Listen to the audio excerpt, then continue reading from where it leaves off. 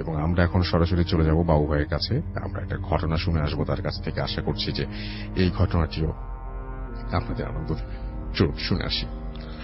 Hello, Russell bhai. Thank you. And Assalamu alaikum everyone. Rasel ভাই, এই কাহিনীটি আমি বলবো হচ্ছে আপনার জার্মানির একটা কাহিনী। জি। সাইফ নামে একজন শেয়ার করেছে আমার কাছে। সে একজন বিদেশির কাছে শুনেছে, যার কাছে শুনেছে তার নাম ছিল লুথান, অ্যান্ড লাস্ট নেমটা আমি আসলে খেয়াল করতে পারছি না, সামথিং ডিফারেন্ট। ওকে, সো লুথানের কাহিনী এটি।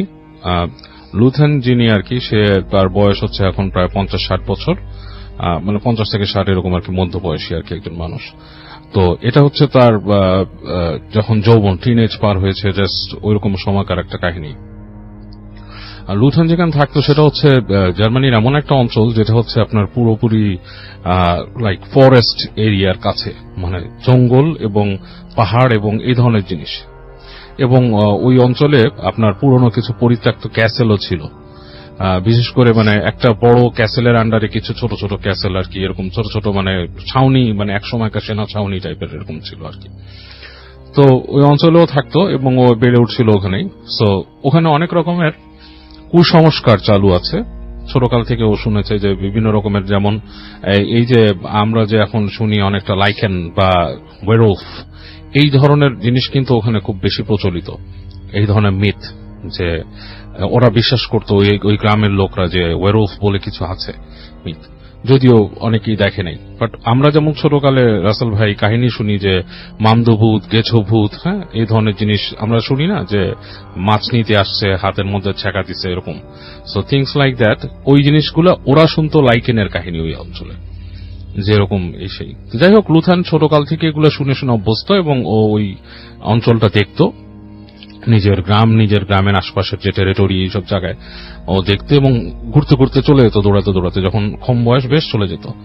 তো এরকম দেখতে দেখতে ও প্রায় ক্যাসেলগুলোর কাছে যেত, যে ওখানে ঢোকার সাহস পেত না। ওখানকার যে কিউরেটর, তাকে জিজ্ঞেস করতো যে এখানে আমি ভিতরে ঢুকলে কি আছে। তো বলতো যে তুমি যাও, ওখানকার মিউজিয়াম আছে, মিউজিয়াম দেখো, কিন্তু বাট আর কিছু করতে পারবে না। তো বাট ও কথা না শুনে ও ওই ক্যাসেলের বিভিন্ন জায়গায় ঢোকার চেষ্টা করতো, কিন্তু খোলা পেত না, কিন্তু ঘুরতো। ও বলতো যে ক্যাসেলের কিছু কিছু জায়গা খুব রহস্যময় ছিল, হ্যাঁ, যেমন স্পেশালি একটা রুম ছিল যেখানে নাকি ঢোকার কোনো উপায় ছিল না, বাট সে বিভিন্ন রকম শব্দ শুনতো ভিতর থেকে। তো এরকম সিচুয়েশনে ও বড় হতে হতে, আর ওর যখন নাকি বয়স ওরকম আর কি, টিনেজ থেকে ছাড়ায় উঠছে, একটু বড় হচ্ছে তখন, তো ও শুনতে পায় যে ওর বন্ধুদের কাছে যে ওদের এলাকা থেকে বেশ কিছুটা দূরে, লাইক অ্যারাউন্ড লাইক 40 মাইল এরকম দূরে, একজন কালো জাদুকর আছে। কালো জাদুকর বলতে হিজ মানে আর কি, মানে এমনিও সে কালো, গায়ের রঙও কালো, সে হচ্ছে আপনার কালো বংশভূত, আর মানে আফ্রিকা থেকে এসছে কোনো জায়গা থেকে, এবং সে করেও কালো জাদু। তো তার কাছে গেলে নাকি অনেক কিছু দেখা যায়। তো ওর বন্ধুদের কাছ থেকে শুনে যে ওর এক বন্ধু নাকি এরকম দেখেছে যে পাখি থেকে, মানে একটা পাখি, তার বন্ধু নাকি একদিন দেখেছে দূর থেকে, আসছিল একটা বিজনেস কাজে আর কি, ব্যবসার কাজে গেছিল, তার বাবা পাঠাইছিল। আসার সময় নাকি ওদিক দিয়ে আসতেছিল, আসার সময় নাকি দেখছে যে একটা বাজ পাখির মতো উড়ে এসে বসলো, বসার পর সে মানুষ হয়ে ওই কালো জাদুকরের যেখানে থাকে সেই ঘরটার দিকে চলে গেল আর কি, বাসাটার দিকে।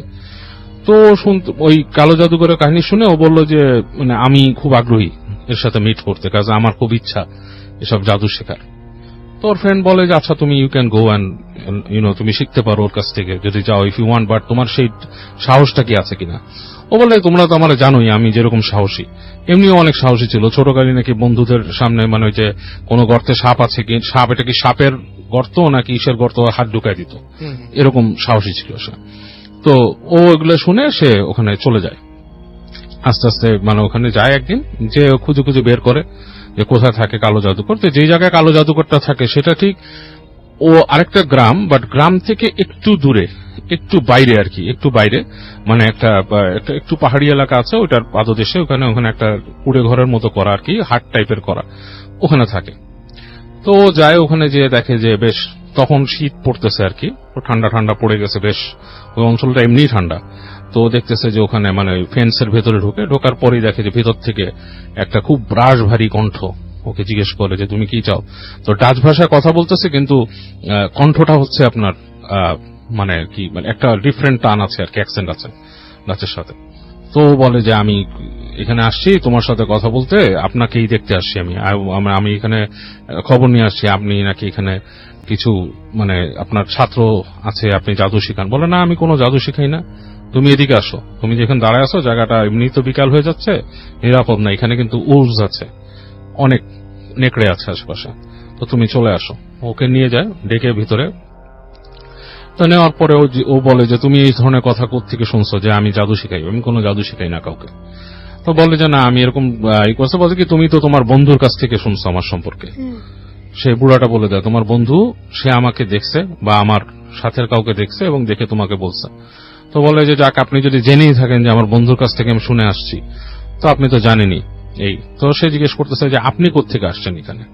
সে বলছে যে আমি এখানে আসছি হচ্ছে যে অনেক আগে, আমার আসার নাই, আমার পূর্বপুরুষ আসছিল এখানে, মানে আমার বাবা আসছিল, তার বাবা আসার পরে সেখান থেকে আমি রয়ে যাই এখানে, এন্ড সেটা অনেক আগের কথা, আফ্রিকার থেকে আমাদের আসছিল এখানে। যাই হোক, তো তুমি এখানে আসছো জাদু শিখতে, বাট জাদুর এই যে শেখার যে প্রসিজার এগুলো এত সোজা না, তুমি জাদু শিখে কি করবা? তুমি কি মানে একজন মানে খ্রিস্টান, মানে খুব কঠিন? বলে না আমি কোনো নিয়ম মানা কোনো রকম মানুষ না, যদিও আমার খ্রিস্টান ফ্যামিলিতে আমার জন্ম, বাট আমি ওরকম নিয়ম মানা মানুষ না, তা আমি যে কোনো কিছুতে আমি আমার হার্ট ওপেন শেখার জন্য। তো বলে ঠিক আছে, তাহলে তুমি এখানে থাকো, কিছুদিন না থাকলে তো শিখতে পারবা না, আর আই হোপ তোমার কাছে যথেষ্ট টাকা কড়ি আছে নিজেরা চালানোর মতো কাজ, টাকা কড়ি তো আমি তোমাকে তো পালবো না। তো সে বলে হ্যাঁ আমার কাছে এটা আছে, আর আপনাকে আমি যে আপনার যদি কোনো ফি হয় বা গুরু দক্ষিণ হয় সেটাও আমি দিব। বলে ঠিক আছে তুমি থাকো। তো প্রতিদিন থাকে, ও দেখে 2 দিন 3 দিন এরকম দেখে যে কোন রকম চেঞ্জ নাই, ও বুড়া নর্মাল মানুষের মতোই চলাফেরা করে বসে, বাট সন্ধ্যার পরে সে বসে ধ্যানে বসে থাকে এবং কিছু ওই ইনসেন্ট জ্বালিয়ে ধোঁয়ার মধ্যে বসে থাকে, ধ্যান করে। আচ্ছা, তো বলে যে আমি তো এটা শিখতে পারতেছি না কিছু, ওর মানে ওর ভিতরে একটাই আসে যে বুড়া আমাকে কিছু শেখাচ্ছে না। তো একদিন জিজ্ঞেস করে যে 2-3 দিন যাওয়ার পরে যে আপনি আমাকে শিখাবেন বলছেন এসে, বলে তুমি শিখো, বসে থেকে শিখতে পারবো, আমার সাথে ধ্যান করো। তো বলছে ধ্যানের কোনো প্রসিজার নাই, জাস্ট বসে থাকতে তো বসে থাকো আমার সাথে এরকম ধ্যান করো। তো ওর কাছে জিনিসটা খুব বোরিং লাগে, ও মনে করে এটা ননসেন্স। ও তখন ওনাকে বলে যে আপনি যদি আমাকে আসলে কিছু শিখাইতে চান তাহলে বলেন, আদারওয়াইজ এরকম বসে থেকে আসলে আমার সময় নষ্ট করতে আমি আসি নাই। তখন বলে শোনো, তোমাকে আমি একটা কথা বলি, তুমি শিখতে আসছো আমার কাছে কালো জাদু, কালো জাদুর কোনো প্রসিজার নাই, তুমি নিকৃষ্ট কাজ করবা, যত নিকৃষ্ট মানুষ তুমি নিকৃষ্ট কাজ করবা, নিকৃষ্ট কাজ করলেই তুমি এটা শিখতে পারবা। তো তুমি কি নিকৃষ্ট কাজ করতে পারবা? সে বলে আপনি আমাকে একটা মানে ওয়ে বলে দেন আমি কি নিকৃষ্ট কাজ করব। বলে যাও, এই যে পাহাড় আছে, পাহাড় থেকে এতখানি দূরে মানে একটা ডিস্টেন্স, বলে এইখানে একটা গ্রেভিয়ার্ড আছে, এবং ওই গ্রেভিয়ার্ডে কিছুদিন আগে একটা মেয়েকে মেরে ফেলছে, মানে ইসের থেকে তারা মানে তার অপকর্মের জন্য সে মানে করছিল আর কি, প্রেগনেন্ট হয়েছিল আর কি, এবং সে তাকে তারা ইসে শাস্তি দিয়ে মেরে ফেলছে, এবং তার লাশটা ওখানে আছে। তুমি যাবা, ওই কবর খুঁড়বা, কবর খুঁড়ে তার হাড্ডি নিয়ে আসবা আমার জন্য, তার বাম হাতের হাড্ডিটা নিয়ে আসবা, এন্ড দ্যাট ইজ তোমাকে আমি বলে দিব, মানে বাড়িকল, তোমাকে আমি দিনক্ষণ বলে দিব এরকম যে নিয়ে আসবা। তো তুমি যখন নিকৃষ্ট কাজ করতে পারবা তখন তুমি নিকৃষ্ট জনের মানে সহযোগিতা পাবা। তো জিনিসটা মানে মাথার মধ্যে ঢোকায়, নিকৃষ্ট কাজ এবং নিকৃষ্ট জনের সহযোগিতা। যাই হোক, তো বসে থাকে এবং ও ধ্যান করে 2 দিন এরকম করতে করতে একদিন ওকে সন্ধ্যার সময় বলে যে আচ্ছা আজকে তোমার সময় হয়েছে, তুমি আজকে যাও, আজকে সন্ধ্যার পর থেকে তুমি যাও, বাট তুমি খেয়াল রাখবা যে তোমার যাওয়ার পথে যত কিছু আসবে তুমি কোনোটাকে কিন্তু কেয়ার করতে পারবা না। তোমার যাওয়ার পথে নেকড়ে আসতে পারে, পিছন থেকে ডাক শুনতে পারো, ভয় দেখানোর জন্য, এন্ড তুমি কিন্তু এটা ভয় পেতে পারবা না। হ্যাঁ, so you have to do, যখন তুমি হাড়টা নিবা, হাড়টা নেওয়ার পরে কিন্তু তোমাকে আর কেউ কিছু করতে পারবে না, মোটামুটি আর কেউ ক্ষতি করতে পারবে না। আর তোমাকে আমি কিছু দিয়ে দিচ্ছি, আরোগ দিয়ে দিচ্ছি, এই আরোগগুলা তুমি ওই কবরের পাশে রেখে আসবা। তো ও শুনে বলে ঠিক আছে, নো প্রবলেম। সে বলে তাকে রিচুয়াল দেয় এবং গায়ে একটা তেল মাখতে দেয়, খুব দুর্গন্ধওয়ালা তেল, মানে বলে খুব মানে বাজে একটা গন্ধ। বলে যে এটা মাখলে তোমার যে আর ক্ষতি সাধারণত হওয়ার সম্ভাবনা নাই। তো ও চলে যায়। ও যাওয়ার আগেও জিজ্ঞেস করে যে আমি যে আপনি আমাকে যে দিবেন কিছু, আমাকে শিখাবেন, এটার দক্ষিণা কিনতে হবে। বলে এটা দক্ষিণা কিছু না, তুমি যখন এই যে যাওয়ার আগে আমাকে তুমি লিখে দিয়ে যাবা, তোমার হাত থেকে একটু কেটে তোমার ব্লাড দিয়ে আমাকে এই কাগজে লিখে দিয়ে যাবা আমি তোমার শিষ্য হলাম, এরকম কিছু কথা। খুবই ইন্টারেস্টিং। হ্যাঁ, তো ও এটা স্বীকার করে এবং রাইট এট দ্যাট মোমেন্ট সে ওরকম তার কাছে একটা কাগজে দেখে যে পুরানো কাগজটা ইজ লাইক হলদেটে হয়ে গেছে, কাইন্ড অফ লাইক প্যাপিরাস বলতো যে আগে ওরকম পাতার মতো, মানে প্রাচীন একটা কাগজের মতো বের করে এবং সে ওই হাত কেটে ওইখান থেকে রক্ত দিয়ে সে তাকে রাজভাষায় লিখে দেয় যে আমি তোমার শিষ্যত্ব গ্রহণ করলাম। আর তারপর সে বের হয়ে যায়, গায়ের মধ্যে তেল মেখে চলে যায়। তো যখন যাচ্ছে যেতে যেতে প্রথম যে শহর অঞ্চল পার হয়ে যায়, যখন আরেকটু রাস্তা দিয়ে যেতে যেতে একটা জায়গায় দেখে যে দুই পাশে ওখানে ঘন জঙ্গল শুরু হয়েছে, বন এবং দূরে পাহাড় আছে, এবং ওখান থেকে সে হঠাৎ করে ওই যে উলফের শব্দ শুনতে থাকে, মানে এই ধরনের মানে হাউলিং যেগুলো বলাই হয়েছিল যেরকম শোনা হবে, এরকম উলফের হাউলিং শুনতে থাকে। এবং পাশ থেকে যে বন আছে ওটার মধ্যে খসখস খসখস খসখস শব্দ, মানে কিছু দৌড়ে যাচ্ছে এরকম। তো সে এগুলো খুব একটা ভয় পায় না, সে চিন্তা করে যে আমি কি করব। তখন ও যখন নাকি বেশ খানিকটা রাস্তা পার হয়ে যায়, হঠাৎ করে সে দেখে যে গাছের ফাঁক থেকে কতগুলো চোখ দেখা যাচ্ছে, তাকিয়ে আছে। তো বুঝে যে এগুলো মেবি উলফ হতে পারে। তো সে একটা গাছের পাশ থেকে একটা ডাল ভাঙার চেষ্টা করে, ই করে ঠাস করে ডালটা ভাঙে। ডালটা ভেঙে সে এগিয়ে যেতে থাকে। তার চিন্তা ভাবনা হচ্ছে যদি ওকে নেকড়ে বাঘ আক্রমণ করে তাহলে সে ওটা দিয়ে তাড়িয়ে দিবে বা বাড়িয়ে দিবে বা সামথিং লাইক দ্যাট। যাই হোক, যেতে থাকে, যেতে যেতে যেতে যেতে একসময় সেই প্রাচীন কবরস্থানের কাছে সে পৌঁছায় দেখে যে বিশাল একটা গেট পুরানো, এবং ওই যে কবরস্থানের গেটের সামনেই কাছেই সেই নেকড়ে বাঘের আপনার মানে একটা স্ট্যাচু টাইপের রাখা, স্কাল্পচার রাখা। এবং সে ঢুকে যে ও ডিটেক্ট করে, ওকে বলে দিছিল যে এরকম সাইডে হবে তোমার কবরটা। তো ওরকম খুঁজে খুঁজে সে ডিটেক্ট করে যে most probably this is the one. এর মধ্যে কিন্তু আকাশে চাঁদ উঠছে, দেখতেছে। তো কবরটার কাছে যায়, কবরটার কাছে যে সে ওই যে হাতের ডালটা ছিল ওইটা দিয়েই সে চেষ্টা করে মাটি সরানোর ফার্স্টে। তো অনেক কষ্ট করে হাত দিয়ে মাটি দিয়ে করতে করতে নিজে মাখামাখি হয়ে যায় মাটিতে। এরকম করতে করতে খুব মানে টাইম কনজিউমিং ব্যাপার। দেখতেছে যে চাঁদ এক জায়গা থেকে আরেক জায়গায় উঠে গেছে ওর কাজ করতে করতে, এবং সে হাঁপাচ্ছে। এর মধ্যে কিন্তু সে কোন রকম অন্য কোনো শব্দও পায়নি, কিচ্ছু পায়নি, মানে অন্য কোনো শব্দ, কোনো উলফের ডাকাডাকি সব বন্ধ হয়ে গেছে। এর মধ্যে মাঝে মাঝে ক্রিকেটের শব্দ পাচ্ছে, মানে যে ঝিঝি পোকার ঝিঝি ডাকতেছে এরকম করতে করতে। তো এক সময় সে কফিনটা আবিষ্কার করে, যে কফিন সে পেয়ে গেছে। তো সেই সময়কার পুরানো কফিন, অনেক কষ্টে সে ডালাটাকে খুলে, কারণ ডালাগুলো তখন নাকি ওই যে দিয়ে লাগাই দিত আর কি, নেল দিয়ে আটকায় দিত আর কি। তো অনেক কষ্ট ডালা টেনে সে খুলে দেখে নিজের হাতটা ছিলে গেছে খুব। ডালা খোলার সময় ওর মনের একটু হয় যে একটা মরা মানুষ, আমি মানে এই ধরনের জিনিসটা এক্সপিরিয়েন্স করেনি সে। টান দিয়ে যখন শোনে একটা একটা গন্ধ সে পায়, একটা পটকা গন্ধ আসে ওখান থেকে। তারপর সরায় দেখে যে সে একটা মানে লাশ, একটা মেয়ের লাশ এরকম করে রাখা, এবং এটা is like still started to decomposed. হ্যাঁ, মানে পুরোপুরি খাওয়া হয়নি, মানে হয়ে যাচ্ছে আর কি, মানে পচা শুরু করছে আর কি, এরকম একটা অবস্থা। তো এরকম করতে করতে ওর কোমরের মধ্যে ছুরি ছিল একটা, ও ছুরি দিয়ে করে কি বাম হাতটা ডিটেক্ট করে বাম হাতটা কাটে, করে কাটে। দেখে যে এরকম মানে ময়লা বের হচ্ছে, কেটে হাতটাকে সরায় নেয়। কারণ ও জানে যে হাতটাকে তো ওইভাবে সে নিতে পারবে না, সে হাতটাকে কেটে ওইভাবে হাতটাকে নেয়। হাতটাকে নিয়ে যখন নাকি সে বুঝে যে আমি হাতটা আলগা করে ফেলছি, হাতটাকে নিয়ে যখন সে উঠতেছে, তখন নাকি সে দেখে যে ওই মানে মেয়ের লাশটা, যে সে তাকায় মুখটা হা করে, মুখের থেকে মনে হয় যে কতগুলো পোকা বের হয়, এবং আরেকটা হাত দিয়ে তাকে চেপে ধরে। আরেকটা হাত দিয়ে যখন চেপে ধরে তখন সে প্রচন্ড রকমের ভয় পেয়ে যায়।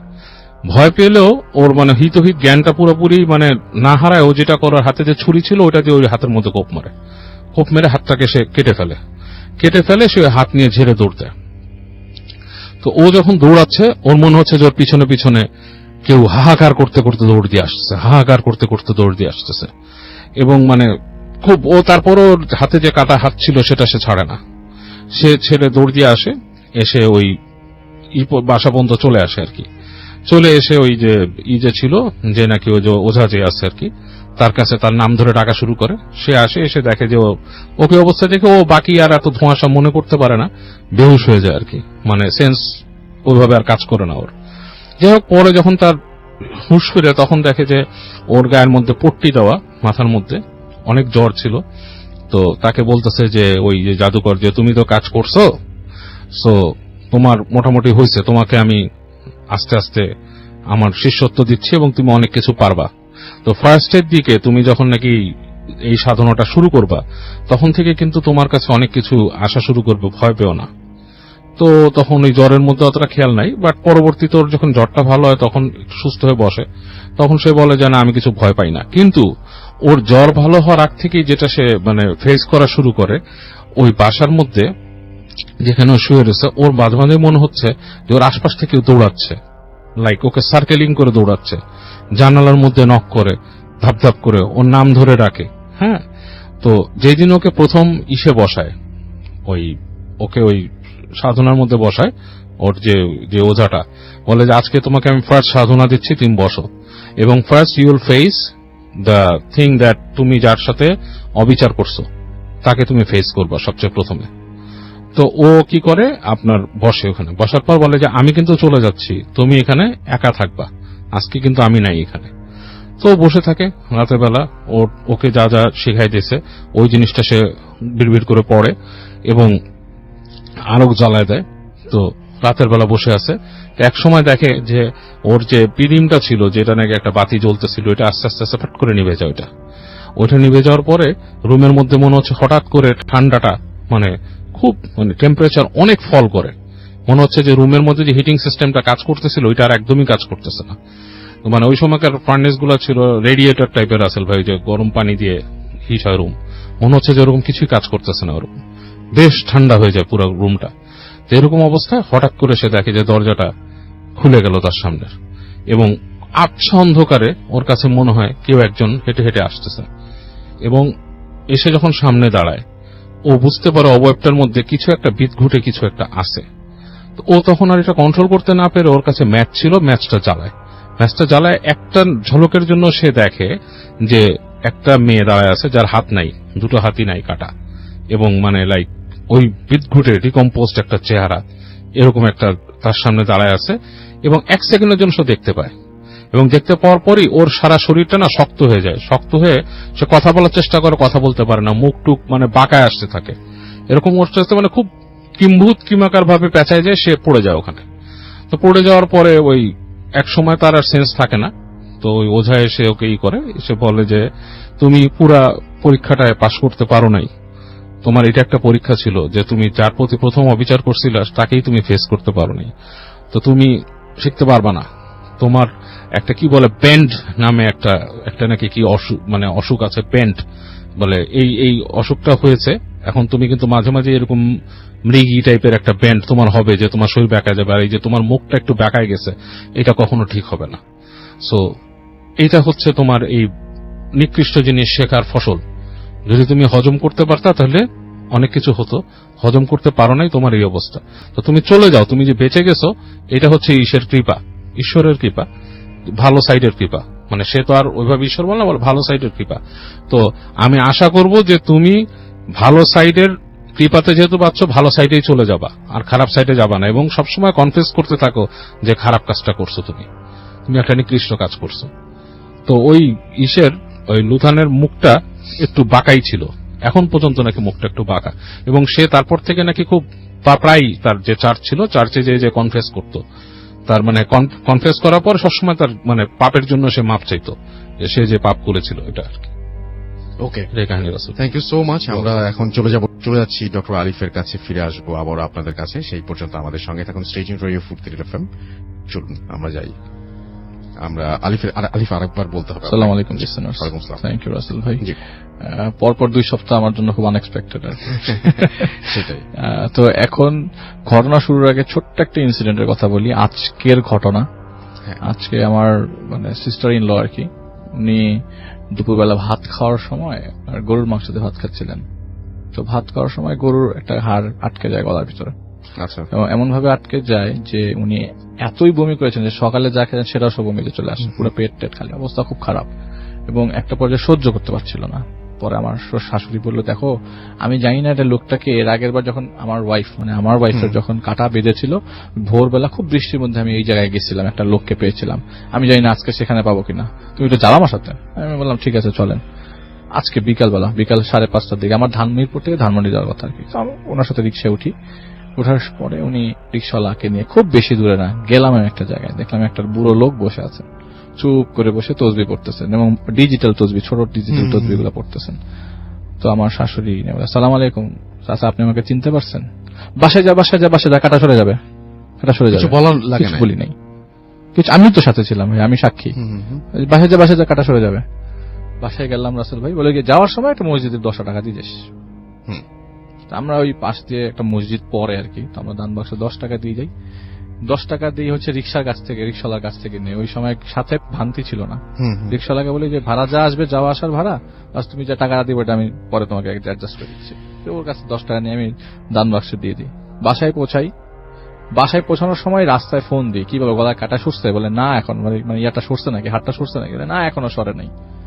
বাসার একদম নিচে রিক্সাওয়ালাকে যখন ভাড়া দিই, ভাড়া দিলাম, শেষ করলাম, হঠাৎ করে আমার মোবাইল ফোনে সিঁড়িতে ওঠার সময় আমার শাশুড়ির মোবাইল ফোনে ফোন আসলো যে কাটা সরে গেছে। আচ্ছা, টাকাটা শোধ হওয়া পর্যন্ত কাটা সরে নেই, আমি যখন টাকাটা দিয়ে ফেললাম তখনই শুনে ফেললাম যে আপনার হাতটা সরে গেছে। এটা ছিল রাসেল ভাই আমার অদ্ভুত ঘটনা। আজকে 5-6 ঘন্টা আগের ঘটনা। আচ্ছা, ওকে। তো আমার যে ঘটনা সেটা হচ্ছে চট্টগ্রামের। আসলে এটা কিন্তু ঘটনা না, জাস্ট আমার সাথে আজকে একটা ইনসিডেন্ট হয়। তো আমি যে ঘটনা আজকে শেয়ার করবো সেটা চট্টগ্রামের রাঙ্গুনিয়া থানার গুমাইবিল নামক একটা বিলের ঘটনা আর কি। তো ওইখানকার এলাকার লোকজন ওই জায়গাটাকে বলে গোমার বিল। গোমার বিল, আচ্ছা। অনেকেই চেনে, হয়তো চিনতে পারে। ওই আশেপাশে যে ধান হয় বাংলাদেশের নাকি 1 সপ্তাহ ধান মানে ওইখানকার চাল দিয়ে চলে, এত ফেমাস ওই জায়গার লোক, মানে চাল আর কি, ধান আর কি। তো যে লোকটা ঘটনা পাঠিয়েছেন তিনি হচ্ছে আমার ড্যানি ভাই, আমি আগে বলেছিলাম, ওনার এক পরিচিত ভাই, ওনার বাড়ি চিটাগং। উনি ঢাকায় থাকতেন, পড়াশোনা করতেন। ঘটনা 2000 সালের ঘটনা। সেদিন নর্মালি পড়াশোনার প্যারা যাচ্ছিল, হঠাৎ করে একদিন টিফিন টাইমে, রেগুলার প্রতিদিন স্কুলে যেতেন, স্কুলে যাওয়ার একদিন ওই দিন টিফিন টাইম, আর বাবা মা হঠাৎ করে, মানে টিফিন টাইমে বাবা মাকে দেখতে পায় নিচে, বাবা মা পারমিশন নিয়ে ওর ছুটি নিয়েছে। হঠাৎ করে ছুটি কেন? পরে বাবা মার সাথে আপনার গাড়িতে উঠার পরে জানতে পারে যে ওনার দাদু মারা গেছেন। আমি যে ভাইয়ের কথা ঘটনা বলছি তার নাম হচ্ছে প্রমিত, উনি একজন হিন্দু ব্যাকগ্রাউন্ডের মানুষ আর কি। তো দাদু মারা গেছে, ওনার খুব মন খারাপ হয়ে যায়, ওনাকে খুব আদর করতো আর কি। মনটা এত খারাপ হয়ে যায় যে যেতে যেতে ওনার বেশ খারাপ লাগে। তো চিটং রওনা দিয়ে দেয়। চিটং পৌঁছানোর পরে ওনাদের বাড়ির লোকজন সবাই, ওখানে ওনার দাদু খুব ফেমাস ছিলেন, তো আশেপাশের লোকজন সবাই জড়ো হয়েছিল। তো রিচুয়াল শেষ করার পরে এই যে বিলের ঘটনা বলছিলাম, সেই বিলে ওনার লাশ নিয়ে যায় পোড়ানোর জন্য। আশেপাশে সবাই, অনেক মানুষই গিয়েছিল আর কি লাশ পোড়াতে। তো লাশ ধরে নিয়ে আগুনে দিয়েছে আর কি। তো ওখানে আপনার ডিপেন্ড করে কে কিভাবে লাশ পোড়ায়। অনেকে চন্দন কাঠের লাশ পোড়ায়, মানে যে যেরকম বড় লোক সে বা যার যেরকম টাকা আছে সে সেরকম ভাবে লাশ পোড়ায় আর কি। তো ওনার লাশ পোড়ানোর সময় সন্ধ্যা 6টা বেজে যায় পোড়াতে। তো একটা লাশ, উনি বললেন যে একটা লাশ নাকি পোড়াতে, মানে ক্রিমেশন কমপ্লিট করতে 8 থেকে 10 ঘন্টা সময় লাগে। তো কেউ কেউ ঘি দেয় বা ঘি দিয়ে পোড়ায়, অনেকেই ডিফারেন্ট ভাবে স্টাইলে পোড়ায় আর কি। তো ওনাদের লাশ পোড়ানোর মাঝখানে রাত তখন 9টা কি 10টা বাজে, এমন সময় পড়ছে আর কি। ওই সময় ডেড বডি পড়ছে। উনি বলছিলেন যে এটা ওনার জীবনের প্রথম কোন ডেড বডিকে পোড়াতে দেখা আর কি, পুড়তে দেখা। হঠাৎ করে, এটা তার দাদুর বয়সকে 75 to 80 হবে, হঠাৎ করে একটা লোক ঠিক 10টার দিকে তাদের ঘাড়ে হাত রাখে, এবং তার ফ্রেন্ডরা ছিল, তার 8-10 জন ফ্রেন্ড ছিল, তার দাদুর বন্ধু বান্ধব ছিল, তার বাবার বন্ধু বান্ধব ছিল, বাবা ছিলেন। হঠাৎ করে তার বাবা বলে, যাই চলে যাই, বাড়িতে চলো। তো এই বন্ধু বান্ধব বলছে যে যাওয়ার দরকার নেই, থাকো কিছুক্ষণ, আমাদের সাথে থাকো, একদম শেষ করে যাও, তোমার তো রেসপন্সিবিলিটি আছে, তোমার তো দাদু হয়, রেসপন্সিবিলিটি আর থাকে আছে, যেহেতু থাকো এখানে, একটা পর্যায়ে আমি তোমাদেরকে বাসায় নেই। তো মুরব্বীরা বলছিল ঠিক আছে বাবা তুমি চলে যাও, আমি ওকে নাম বাড়িতে পৌঁছায় দিব না, সমস্যা নেই। তখন হঠাৎ করে তার কাঁধে একজন হাত রাখলো, হাত রেখে বলল, বাবা দাদুরা, আমার নাম রতন, আমি তোমার দাদুর খুব ঘনিষ্ঠ বন্ধু, ছোটবেলার বন্ধু, আমার বাড়ি এখান থেকে একটু দূরে। তো এই জায়গায় একদিন একটা লাশ পুড়িয়েছিলাম, একটা ঘটনা শেয়ার করি, শোনো। তোমরা তো এখানেই আছো, ঘটনা শোনার সময় কেউ ভয় পাবা না তো? বলে না আপনি বলেন। মুরব্বী মানুষ একটা ঘটনা বলছে, হঠাৎ করে মানে একটা লাশ পুড়ছে পাশে, একটা ঘটনা শোনাটা কিরকম লাগে না? তারপর বলছে ঠিক আছে বলেন আপনি। বলে ঘটনাটা অনেক আগের। ওই মহিলা লোকটা বলছিলেন, বয়স্ক লোকটা, রতন দাদু যে ছিলেন, তিনি বলছেন ঘটনাটা অনেক আগের, তখন আমি সবে মাত্র বিয়ে করেছি, 7 দিন হয় বউ ঘরে তুলেছি। তো আমাদের উত্তর দিকে একটা বাড়ি ছিল, ওই বাড়িতে একটা মেয়ে ছিল, নাম হলো রিনা। আমি খুব আদর করতাম ওকে, আমাকে দাদা দাদা করে ডাকতো, আমি খুব আদর করতাম মেয়েটাকে।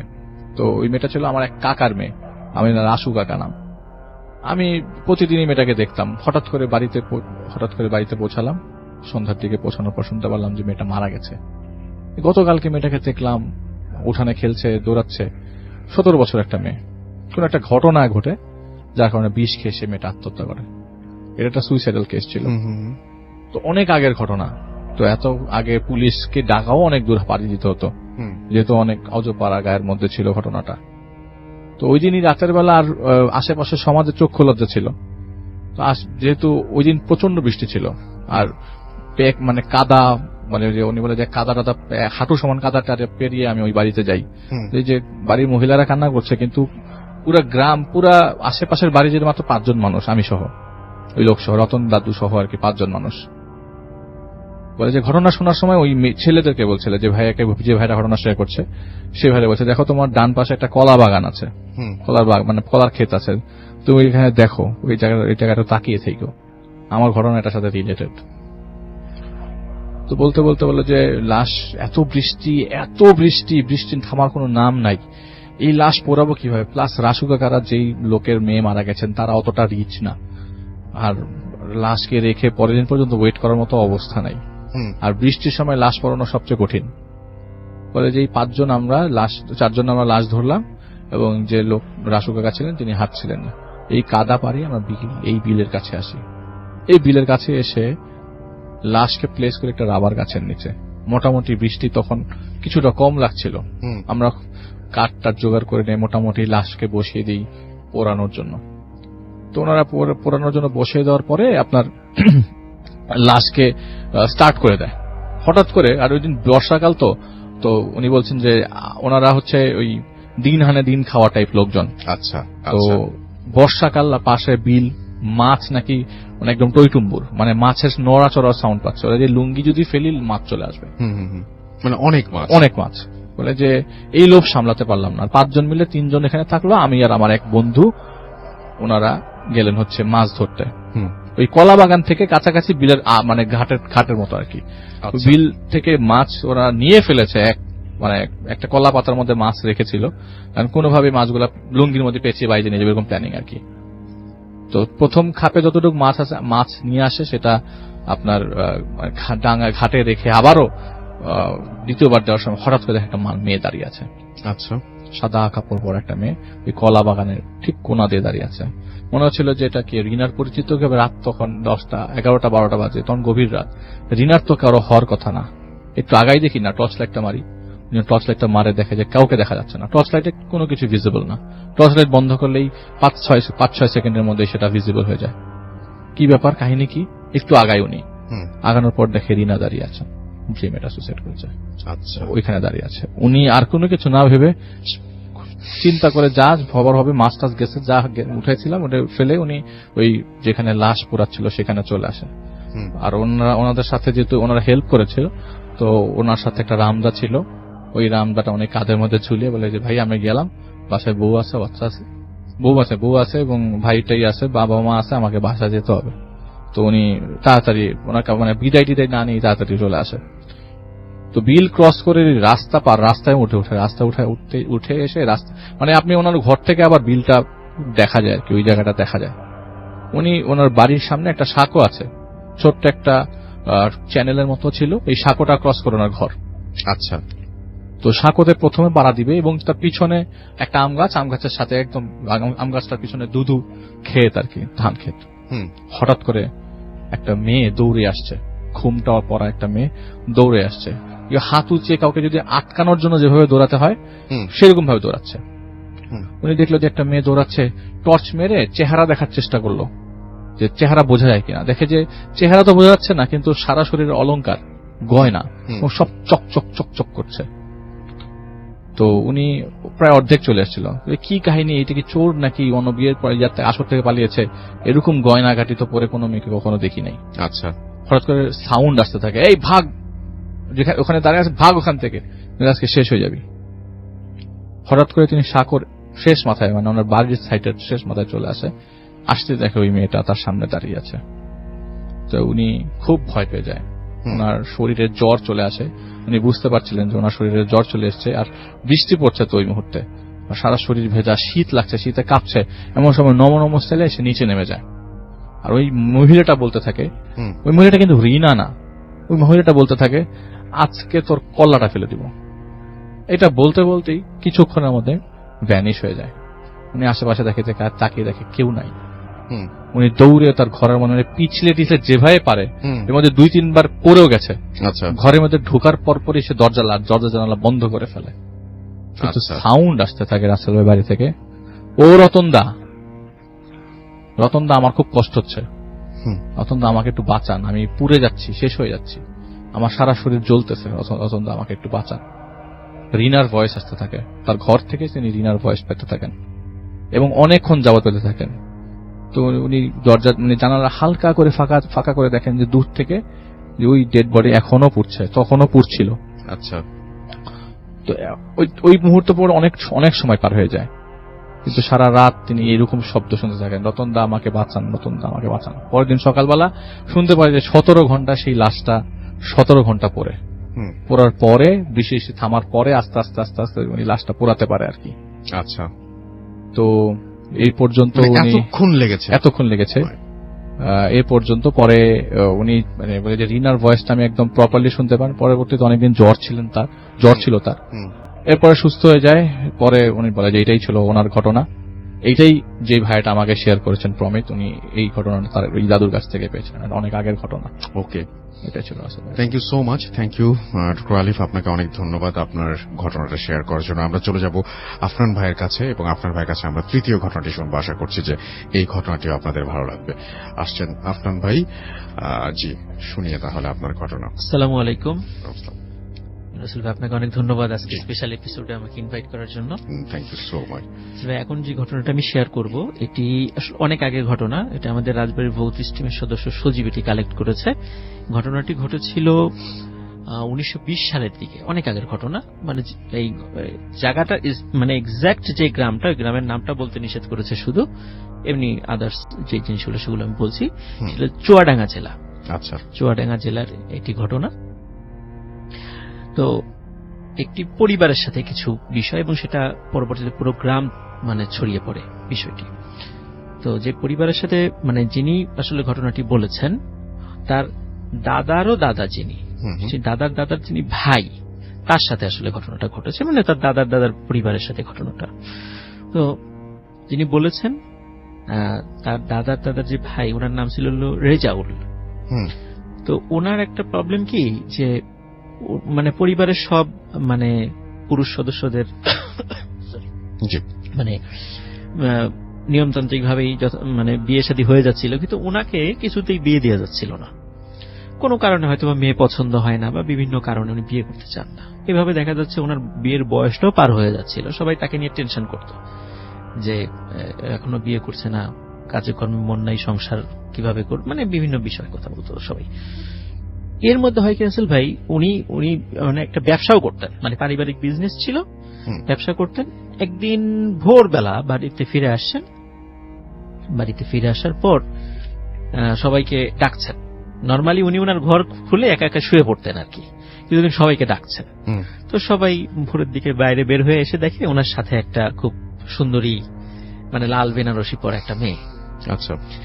তো সবাই তো খুব অবাক হয়ে যায় যে কি ব্যাপার, তুমি কোত্থেকে নিয়ে আসলা? বলে আমি একে বিয়ে করেছি। সবাই তো খুবই খুশি, যাক এতদিন পরে অন্তত একটু মানে তার বোধোদয় হয়েছে আর কি।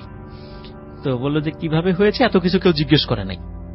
তো তারা নতুন বউকে বরণ করে নেয়, মোটামুটি সবকিছু স্বাভাবিক ছিল। এবং ওই মহিলাটি মানে রেজাউল সাহেবের ওয়াইফ ছিল অনেক সুন্দরী, মানে সবাই অনেকে গ্রামে কিন্তু বিয়ে হলে দেখতে আসে অনেকে, সবাই অনেক প্রশংসা করত।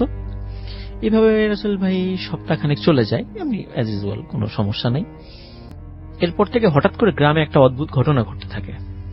সেটা হলো যে গ্রামে 3-4 বছর বয়সী যে বাচ্চাগুলো, মানে ঠিক এক্সাক্ট 3 থেকে 4 বছর বয়স, এমন বাচ্চাগুলো দেখা যাচ্ছে যে ও মানে গ্রামের লোকজন তো ম্যাক্সিমাম চকিতে ঘুমাতো আগে, ওরকম তো খাট তো ছিল না ভাবে। দেখা যেত যে চকির নিচে সকালবেলা বাবা মার সাথে ঘুমিয়ে আছে, কিন্তু সকালবেলা দেখে যে বাচ্চাকে খুঁজে পাওয়া যাচ্ছে না। দেখা যাচ্ছে যে তাকে খুঁজতে খুঁজতে হঠাৎ করে চকির নিচে তাকে পাওয়া যায়। তার বাচ্চার 2টা হাত, এই যে মানে একদম মানে এটা কি মানে আমাদের শোল্ডার থেকে মানে ছেঁড়া, এবং ঘাটটা ঠিক মানে মুচড়িয়ে মনে হয় উল্টা দিকে নিয়ে গেছে। এমন আচ্ছা। একটা অবস্থা। এবং এই হাতের মাংসগুলোকে জাস্ট হাড়গুলো ফেলে রাখা, খুব মানে বিভৎস একটা ব্যাপার, একটা হ্যাঁ, ব্যাপার আর কি। একদম। তো এটা প্রথম দিকে মনে করে হয়তো বা কোনো হিংস্র জন্তু ঘরে ঢুকেছিল, কিন্তু হিংস্র জন্তু ঘরে ঢুকবে কিভাবে, ঘরের দরজা তো বন্ধ ছিল। তো এটা প্রথম দিকে মানে একটু আলোড়ন সৃষ্টি হয়, কিন্তু রাসেল ভাই মানে সপ্তাহ গড়াতে না গড়াতেই এরকম ঘটনা কিন্তু বারবার ঘটতো। আচ্ছা।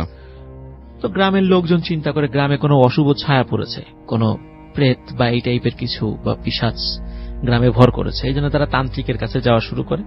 তো তান্ত্রিক আবার গ্রাম বন্ধ করা যে রিচুয়াল গুলো আছে, তার মানে তাদের যে প্রক্রিয়া আর কি, তারা সেভাবে করে বলে আমি গ্রাম বন্ধ করে দিচ্ছি, কোনো সমস্যা নেই। কিন্তু এরপরও রাসেল ভাই ঘটনাগুলো ঘটতো। এই কারণে দেখা যাচ্ছে অনেকেই গ্রাম ছেড়ে চলে যাওয়া শুরু করে, মানে যখন এটা কোনো সমাধান হচ্ছিল না। এই যে রেজাউল সাহেব যিনি, উনি এই বিষয়গুলো নিজেও চিন্তা করতেন যে কিভাবে হয়, ওনার ওয়াইফের সাথেও শেয়ার করতেন কেন এগুলো হয়। ওনার ওয়াইফ স্বাভাবিকভাবে মানে জবাব দিত যে হয়তো বা কোনো এই যে অশরীরী বা এই টাইপের কিছু হয়তো বা এরকম বলতো আর কি, বা আমি এগুলো অত কিছু জানি না, এরকম হতে পারে, এরকম একটা ধারণা দিত। তো একদিন উনি মানে রেজাউল সাহেব উনি ঘুমিয়ে আছেন, হঠাৎ রাতের বেলা উনি ফিল করলেন ওনার পাশে ওনার ওয়াইফ নাই। তখন উনি চিন্তা করলেন যে হয়তো বা রাতের বেলা ওয়াশরুমে গেছে, কিন্তু আরেকটা বিষয় চিন্তা করলেন যে ওয়াশরুমে যাওয়ার আগে আমাকে তো ডাক তো দেবে, কিন্তু ডাক দিল না, চলে গেল। আচ্ছা ঠিক আছে, উনি আবার ঘুমিয়ে পড়লেন। তো পরের দিন সকালে শোনেন যে তার পাশের গ্রামে ওই একটা বাচ্চার এই ধরনের ঘটনা ঘটছে। তখন উনি তখনও কিছু চিন্তা করেন নাই। এর কিছুদিন পর আবার হঠাৎ করে উনি রাত্রের বেলা ফিল করলেন ওনার ওয়াইফ ওনার পাশে নেই।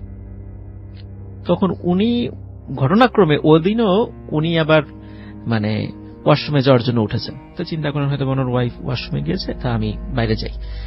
তো বাইরে গিয়ে বাড়িতে একটাই ওয়াশরুম ছিল, তো উনি বাইরে দাঁড়িয়ে আছেন। তো অনেকক্ষণ হয়ে যায়, কোনো সারা শব্দ নাই, কিছু নাই। তো উনি ওয়াশরুমের দরজা নক করেন, দেখেন ভিতর থেকেও কোনো সারা শব্দ নেই।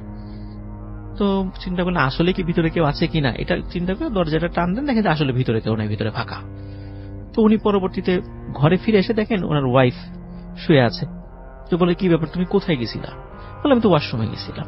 তোমাকে তো দেখলাম না কোথাও। আমি তো গেছিলাম, তুমি হয়তো খেয়াল করো নাই। তো যাই হোক, উনি আর কোনো কথা বাড়ান নাই। রাতের বেলা উনি ঘুমিয়ে পড়েন। পরের দিন সকালবেলা রাসেল ভাই এই যে বাচ্চার সাথে ঘটনা আবার একটা ঘটে। তো এরপর উনি একটু একটু করে সন্দেহ করতে থাকেন, একটু রহস্য, কারণ উনি যেহেতু ব্যবসা বাণিজ্য করতেন, বিভিন্ন জায়গায় যেতেন, বিভিন্ন কথা শুনতেন, বিভিন্ন আলোচনা হতো, এগুলো উনি শুনতেন। তো উনি বিষয়টা একটু চিন্তা করেন, কিন্তু চিন্তা করে কোনো সমাধান করতে পারেন না। এই ঘটনার 2-3 দিন পর রাসেল ভাই হঠাৎ একদিন রাতের বেলা উনি ঘুমিয়ে আছেন, দেখে যে চারদিকে মানে প্রচন্ড হই হট্টগোল শব্দ। এখন বাড়ির সবাই বের হয়ে এসে দেখে যে চতুর্দিক থেকে গ্রামবাসী মশাল নিয়ে ওনাদের বাড়ি ঘিরে ফেলেছে। কি ব্যাপার? বলে যে একটা মহিলার মতো লোককে মানে মানুষকে তোমাদের বাড়ির দিকে দৌড়ে যেতে দেখেছে। আমরা রাতের বেলা পাহারা বসিয়েছিলাম, তো একটা মহিলার মতো তোমাদের বাড়ি, এই সেই অশরীরী যে তোমার বাড়ির ভিতরে ঢুকছে, নিশ্চয়ই তোমার বাড়ির কাউকে ক্ষতি করবে। তখন উনি বলেন আমার বাড়ির কাকে ক্ষতি করবে? উনি বাড়িতে গিয়ে দেখেন যে সবাই ঠিকঠাক আছে, তোমার ওয়াইফ আছে, নিয়ে আসেন। তো বলে যে ঠিক আছে, তোমরা সাবধানে থেকো। গ্রামবাসী টের পান নাই যে এই বাসায় আসলে কোন একটা ঘটনা আছে। তো ওনারা গ্রামবাসী চলে যায়, বলে যে তোমরা সাবধানে থেকো। কিন্তু এই ঘটনার পর রাসেল ভাই ওই রেজাউল সাহেবের মনে একটা দৃঢ় একটা সন্দেহ দানা বাঁধতে থাকে যে আসলে বিষয়টা কি। কিন্তু ওনার ওয়াইফ যখন কিছুটা বুঝতে পেরেছেন যে হাজবেন্ড সন্দেহ করেছে, ওই রাত্রেই রেজাউল সাহেবের উপর নেমে আসে ভয়ঙ্কর একটা দুর্ঘটনা। তো উনি যখন ভোরের দিকে হঠাৎ করে উনি প্রচন্ড মানে যন্ত্রণা অনুভব করেন ওনার হাতে, এবং উনি যন্ত্রণায় চিৎকার করে উঠে দেখেন যে ওনার হাতের 2টো আঙ্গুল মানে এক কামড়ে মানে আলাদা করে ফেলেছে ওনার ওয়াইফ, এবং ওনার ওয়াইফ মুখ ভর্তি রক্ত। এই দৃশ্য দেখার পরে উনি ওইটাই ছিল ওনার ওয়াইফের সাথে ওনার শেষ দেখা। ওনার চোখের সামনেই ওনার ওয়াইফ অদৃশ্য হয়ে যায়, এবং উনি চিৎকার চেঁচামেচি করতে থাকেন। বাড়ির লোকজন চলে আসে, বলে এই যে দেখো আমার 2টো আঙ্গুল নাই। তখন সবাই বলে কি হয়েছে? বলে এই যে আমার ওয়াইফের সাথেই মানে আমার ওয়াইফ এই ঘটনাটা ঘটিয়েছে। তখন তখন সবাই বলে যে এতদিন তো তোমাকে জিজ্ঞাসা করি নাই, বা তুমি তো এতদিন বলো নাই যে তুমি কাকে কোথা থেকে বিয়ে করে নিয়ে আসছো, এবার বলো তো আসলে ঘটনাটা কি। তখন উনি বলেন যে আমি গঞ্জ থেকে যখন ফিরছিলাম ওই দিন কোনো কারণে আমার দেরি হয়ে যায়। দেরি হয়ে যাওয়ার পরে নর্মালি দিনের বেলায় ফিরে আসি, কিন্তু ওই দিন আসতে আসতে মোটামুটি নদীর পাশ দিয়ে একটা শ্মশান পার হয়ে আসতে হয়। ওখানে একটা বড় একটা শেওড়া গাছও ছিল। তো একদিন দেখি যে লাল টুকটুকে শাড়ি পরা একটা মেয়ে খুব কান্নাকাটি করছে, মানে রাতের বেলা উনি একাই ছিলেন, মানে আসছিলেন। তো উনি সহানুভূতির মানে মন নিয়ে জিজ্ঞেস করেন কি ব্যাপার তুমি কাঁদছো কেন। তখন ওই মেয়ে বলে যে আমার তো সহজে বিয়ে হয় না, প্রতিবার বিয়ে ভেঙে যায়। তো আজকেও আমি মানে সাজুগুজু করে আসছি, আমার মানে বরপক্ষ দেখতে আসার কথা, কিন্তু আমার বিয়েটা আবারও ভেঙে গেল। এই জন্য আমি আর জীবন রাখবো না, আমি মরতে আসছি এখানে।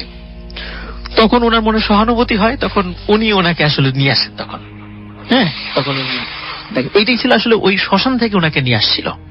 উনি কখনো চিন্তাও করেন না যে এই ধরনের ঘটনা ঘটতে পারে।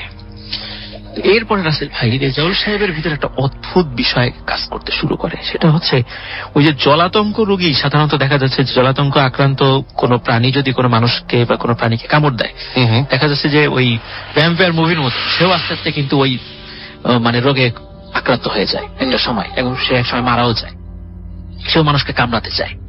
এই রেজাউলের মধ্যে এই বিষয়টা সংক্রমিত হয়ে যায়। সে মানুষকে দেখলে কামড়াতে যেত, আর স্পেশালি মানুষের হাতে গিয়ে কামড় দিত, অন্য কোথাও না, হাতে গিয়ে কামড় দিত। এবং যখন আজান হতো তবু মনে হতো যে তার মানে শরীরে যন্ত্রণা শুরু হয়ে গেছে। সে দু কানের মধ্যে আঙ্গুল গুজে দিয়ে মানে চেষ্টা করতো কোনোভাবে যেন আজানের শব্দ তার কানে না যায়। আর যখনই মানে কোনো ভালো আলেম বা কোনো ভালো লোক উনি দেখতেন, সাথে সাথে মানে দৌড়ে মানে বাদরের মতো গাছে উঠে যেতেন। আসলে উনি কিন্তু গাছে উঠতে যেতেন না, কিন্তু অথচ উনি বাদরের মতো গাছে উঠে যেতেন, মানে কোনো ভালো লোক উনি সামনে দেখতে পাচ্ছেন না। তো এই রকম মানুষকে উনি কামড় দিতে যায়, বা এই যে মানুষ গ্রামবাসী খুব অতিষ্ঠ হয়ে যায়। একদিন গ্রামবাসী অতিষ্ঠ হয়ে ওনাকে পিটিয়েই মেরে ফেলে, মানে ওনার এইভাবে একটা মর্মান্তিক মৃত্যু হয়। মৃত্যু হওয়ার পর মানে ঘটনা স্বাভাবিক, মানে গ্রাম একদম এই সবাই তো বুঝতে পারে এই বিষয় ছিল। ওনার ওয়াইফকেও তো আর পরবর্তীতে কেউ দেখে নাই। তবে একটা অদ্ভুত ঘটনা নাকি মানে এখনো অত্র অঞ্চলে একটা প্রচলিত আছে, সেটা হলো কখনো কখনো চাঁদের আলোতে অনেকেই নাকি ওই রেজাউল এবং তার ওয়াইফকে চাঁদের আলোতে দেখে এখনো, যে তারা হেঁটে যাচ্ছে একসাথে, এখনো দেখে। ওইটা মোটামুটি চুয়াডাঙ্গার ওই গ্রামে কথাটি প্রচলিত আছে আর কি। তো এটাই ছিল রাসেল ভাই আমার first story. Thank you so much.